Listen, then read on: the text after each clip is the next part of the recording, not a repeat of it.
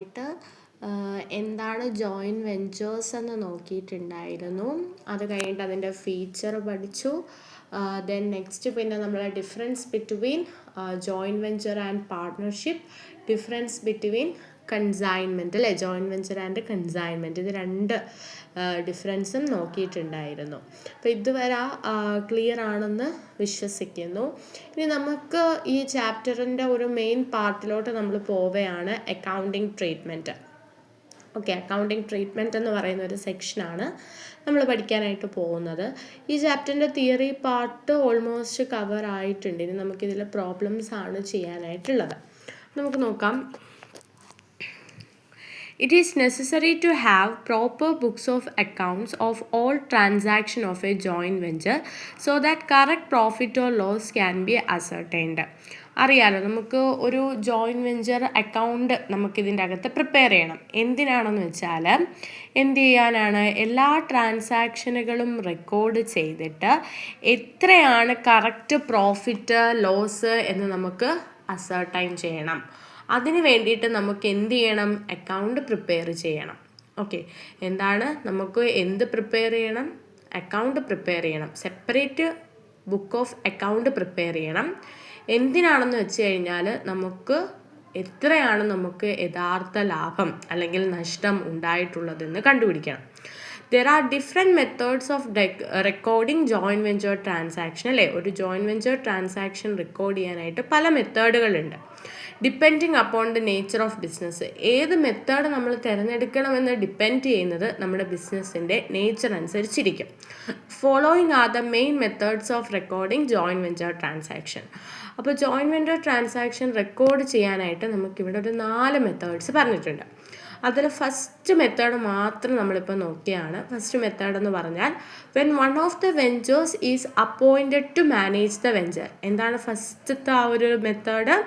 അതായത് നമുക്കറിയാം, ഒരു ജോയിൻറ്റ് വെഞ്ചർ തുടങ്ങുന്നത് 2ഓ അതിലധികമോ ആളുകൾ ചേർന്നിട്ടായിരിക്കും.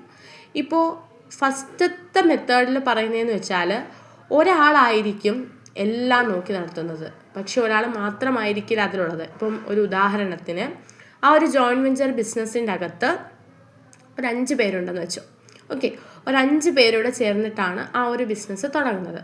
പക്ഷേ ഒരാൾ വന്നിട്ട് പറയുകയാണ്, ഞാൻ ഇതെല്ലാം നോക്കി നടത്തിക്കോളാം, ഓക്കെ, ഞാൻ ഇതിനുള്ള എല്ലാം നോക്കി നടത്തിക്കോളാം, നിങ്ങൾ അവിടെ കയ്യും കെട്ടിയിരുന്നാൽ അത് ഞാൻ ലാഭങ്ങൾ എത്തിച്ചോളാം, ലാഭം അല്ലെങ്കിൽ നഷ്ടമാണ് ഉണ്ടായെങ്കിൽ അത് ഞാൻ എത്തിച്ചോളാം എന്ന് പറയുന്നു.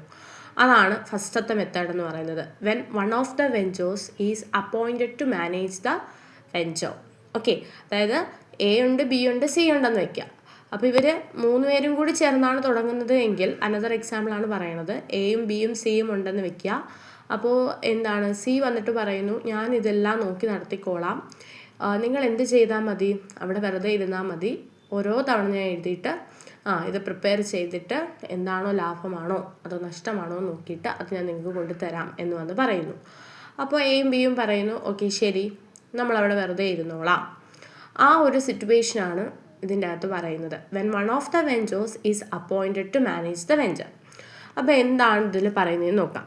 This method of recording joint venture transaction is followed when most of the buying and selling on account of joint venture is managed by any one of the co-venture. ഏതെങ്കിലും ഒരാളായിരിക്കും വാങ്ങുന്നതും വിൽക്കുന്നതും എല്ലാം മാനേജ് ചെയ്യുന്നത്. പേരിനുമേ എല്ലാവരും ഉണ്ടെങ്കിലും പക്ഷെ ഒരാളായിരിക്കും ഇതിൽ ഓൾ ഇൻ ഓൾ ആയിട്ട് നിൽക്കുന്നത്. The other co-ventures are mainly to contribute their share of investment in jointly venture.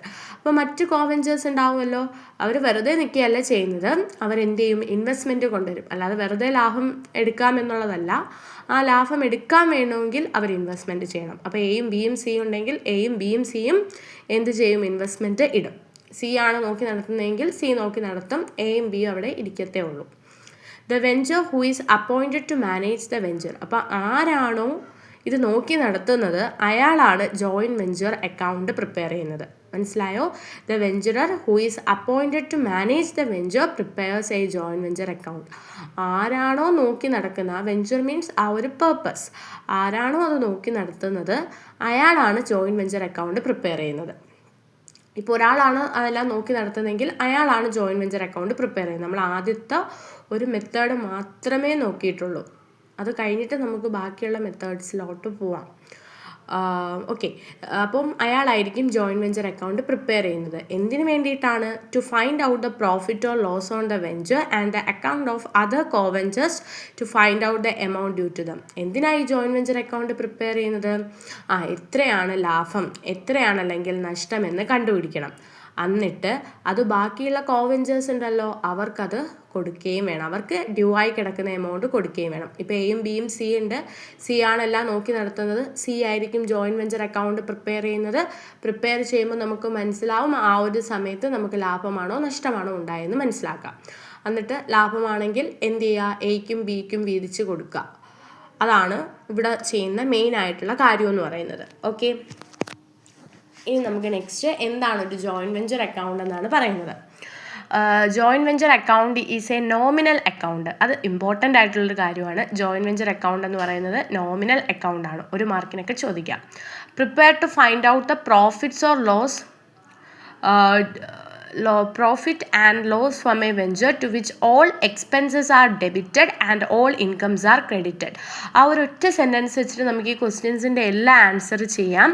അതായത് നമ്മൾ ഇതിനകത്ത് വരുന്ന എല്ലാ എക്സ്പെൻസുകളും ഡെബിറ്റ് ചെയ്യും. നമുക്കറിയാം എക്സ്പെൻസിന് എപ്പോഴും ഡെബിറ്റ് ബാലൻസ് ആണ്. ഇൻകമുകളെല്ലാം തന്നെ നമ്മൾ എന്ത് ചെയ്യണം? ക്രെഡിറ്റ് ചെയ്യണം. അങ്ങനെയാണ് നമ്മൾ ജോയിൻറ്റ് വെഞ്ചർ അക്കൗണ്ട് പ്രിപ്പയർ ചെയ്യുന്നത്. The venturer who manage the joint venture transfers his share of profit or loss to his and account and the share of other venturers to their personal account. അപ്പോൾ ആദ്യത്തെ കാര്യം നിങ്ങൾക്ക് മനസ്സിലായോ? Joint venture account എന്ന് പറയുന്നത് ഒരു nominal account ആണ്. അതിൻ്റെ അകത്ത് വരുമ്പോഴത്തേക്കും നമ്മൾ നോർമൽ ഒരു അക്കൗണ്ട് വരയ്ക്കുന്ന പോലെ തന്നെ അതിൻ്റെ അകത്ത് എല്ലാ എക്സ്പെൻസുകളും നമ്മൾ ഡെബിറ്റ് ചെയ്യും, എല്ലാ ഇൻകംസുകളും ക്രെഡിറ്റ് ചെയ്യും. നമുക്കറിയാം എക്സ്പെൻസിന് എപ്പോഴും ഡെബിറ്റ് ബാലൻസ് ആണ്, ഇൻകത്തിന് ക്രെഡിറ്റ് ബാലൻസ് ആണ്. ഇനി അത് കഴിഞ്ഞിട്ട് പറയുന്നതെന്ന് വെച്ചാൽ എന്താണ്? The venturer who manage the joint venture. ആരാണോ ജോയിൻറ്റ് വെഞ്ചർ മാനേജ് ചെയ്യുന്നത്, transfers his share of profit or loss to his profit and loss account. ആരാണോ ജോയിൻറ്റ് വെഞ്ചർ അക്കൗണ്ട് മാനേജ് ചെയ്യുന്നത് അയാൾ ലാഭവും നഷ്ടവും കണ്ടുപിടിച്ചിട്ട് ആ ലാഭം അല്ലെങ്കിൽ നഷ്ടം ആർക്ക് കൊടുക്കണം? കോ വെഞ്ചേഴ്സിന് കൊടുക്കണം. അത് അവരുടെ പേഴ്സണൽ അക്കൗണ്ടിലേക്ക് നമ്മൾ കൊടുക്കും. മനസ്സിലാവുന്നുണ്ടോ? ഇപ്പോൾ എയും ബിയും സിയും ആണ്, സി ആണ് എല്ലാം നോക്കി നടത്തുന്നതെന്ന് പറയുക. സി ആയിരുന്നു ജോയിൻറ്റ് വെഞ്ചർ അക്കൗണ്ട് പ്രിപ്പയർ ചെയ്യുന്നത്. അപ്പോൾ C joint venture account prepare ചെയ്യുമ്പം നമുക്ക് മനസ്സിലാവും ഇത്രയാണ് ലാഭം എന്നുള്ളത്. ഇപ്പോൾ ലാഭമാണെന്ന് വിചാരിക്കുക, നഷ്ടം അതുപോലെ തന്നെ.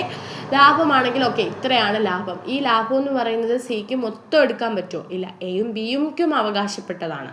അപ്പോൾ ആ ഒരു അനുപാതം ഉണ്ടാവും. നമ്മൾ ആ ഒരു ഡെഫിനിഷൻ അറിയാമല്ലോ. ആ ഒരു അനുപാതത്തിലായിരിക്കും നമ്മൾ ആ ഒരു ലാഭങ്ങൾ വീതിച്ചെടുക്കണേ. അപ്പോൾ എയ്ക്കും ബിക്കും എന്ത് ചെയ്യും? അത് കൊടുക്കും. അത് അവരുടെ പേഴ്സണൽ അക്കൗണ്ടിലേക്ക് നമ്മൾ എന്ത് ചെയ്യും? ഷെയർ ചെയ്യും. അതൊരു പ്രോബ്ലം ചെയ്യുമ്പോൾ നിങ്ങൾക്ക് ക്ലിയർ ആവും. The other ventures account are closed by paying the amount immediately on closing the venture. The co-venture appoint to manage the affairs record the transaction as follows. അതായത് ഇതിനകത്ത് കുറേ കാര്യങ്ങളൊന്നും കൺഫ്യൂസിങ് ആയിട്ടൊന്നുമില്ല.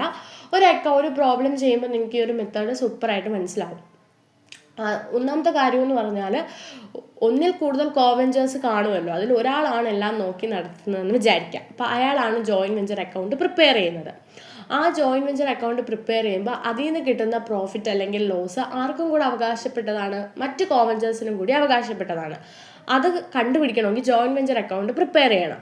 ആ ജോയിൻറ്റ് വെഞ്ചർ അക്കൗണ്ട് പ്രിപ്പയർ ചെയ്യുമ്പോൾ നമുക്ക് ഇത്രയാണ് ലാഭം അല്ലെങ്കിൽ നഷ്ടമെന്ന് കിട്ടും. അതെന്ത് ചെയ്യണം? മറ്റാളുകൾക്ക് കൊടുക്കണം.